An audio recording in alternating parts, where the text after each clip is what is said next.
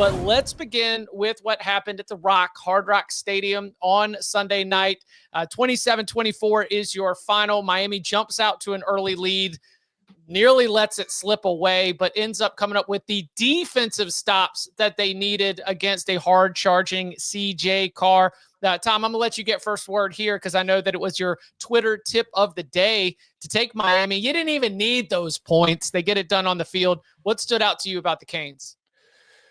I thought early in the game, their offensive line was phenomenal. I thought as the game wore on, Notre Dame's defensive line started accounting for itself a little bit better, but I also felt like Miami's play calling got a bit more conservative late, which, I mean, shock of all shocks in a Mario Cristobal coach team that once they got the lead in the second half, they kind of just tried to sit on it for half an hour. But I do think that overall the defense looked much better. There was the one coverage bust on the big play that Notre Dame had to help, close the gap in the second half there. But overall, just a very encouraging performance, I think, from the Hurricanes. I think, we were talking about them as if they were going to be a top 2 team in the ACC this year, but Clemson was the team that was typically getting more hype and love during the offseason from 3 members of this show, but not me. And I feel like what I saw this weekend kind of confirmed my thoughts that Miami's probably the best team in the ACC, for my eyes. And I think Carson Beck looked very good. Not incredible, but good. I thought he looked very comfortable. And I think that is a great sign. I thought he had great pass protection. He looked very comfortable sitting back in the pocket. I thought Miami's offensive line played really good. I know they kind of stopped. Again, this probably goes back to some of the play calling. They got a little bit more conservative, kind of settling for field goals, settling for more, 3 runs in a row at the end, settling for the longer field goal. I thought was a little bit risky. But I thought you got exactly what you wanted to get out of Carson Beck in his first performance as a Miami Hurricane. I mean, the first touchdown throw where he waited and waited for that kind of deep crossing route to come open, that was spectacular. It was a little bit like the throw that everybody's talking about, the catch. CJ Daniels with the long. CJ Daniels was insane, but it was an ill-advised throw. Like it was like, my goodness, if that gets picked, that is one like where that's really a risky throw. Now you come down and you make it. So you got a little bit of the Carson Beck that kind of burned him last year at Georgia, but he got away with it, and for the most part, he was pretty clean. But I just thought from a confidence perspective, I thought he looked very, very comfortable all night long. I think if you're a Hurricane fan, you got to be really pleased. And then I thought if they could shut down Jeremiah Love and put the game on CJ Carr's back, they would annihilate him. Credit to CJ Carr because I thought he looked really comfortable. I thought he had one of the best performances from any first-time starting quarterback who had not attempted a pass in college. I thought he looked really comfortable. I know there were some mistakes late that cost him, but where was Jeremiah Love? I think you got to give credit to Miami's defensive front for completely shutting him down. He was pretty non-existent. Also, Mike Denbrock deserves some credit for that too. Yes, that is true as well. Yes. Wait, for not giving the ball to Jeremiah Love? Yeah. I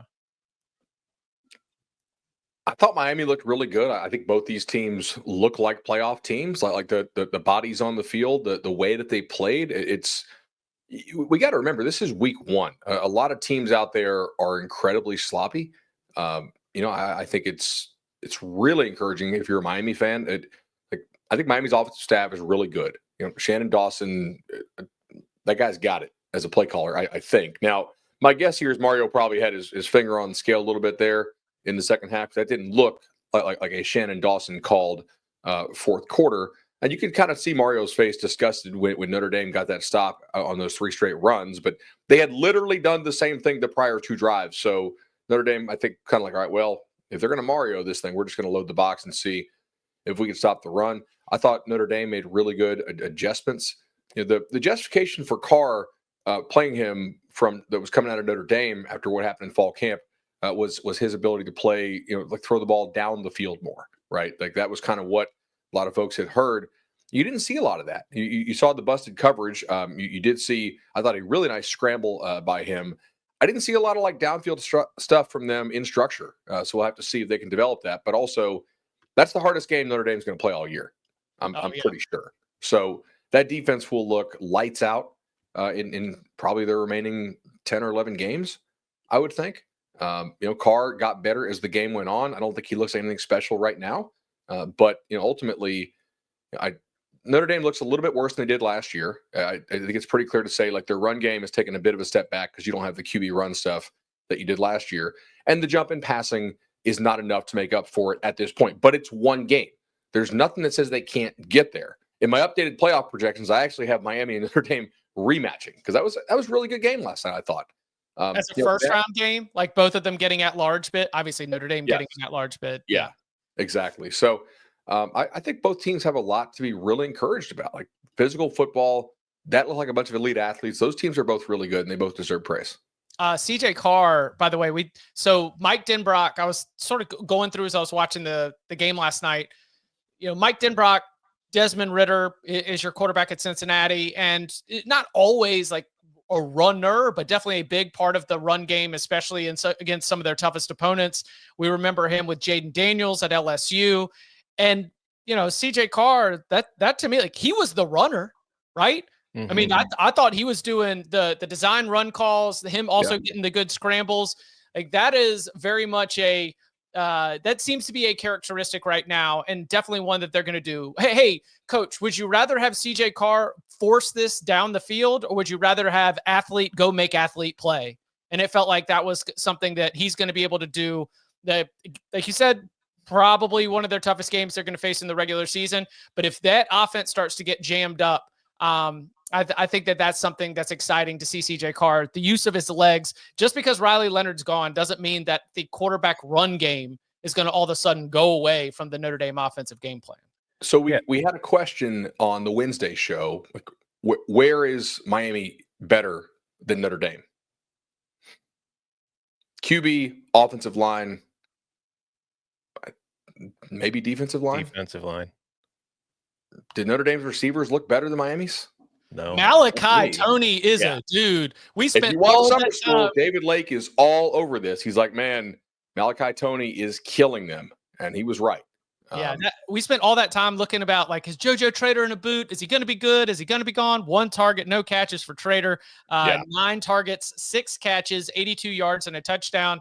And even, drew a couple penalties as well.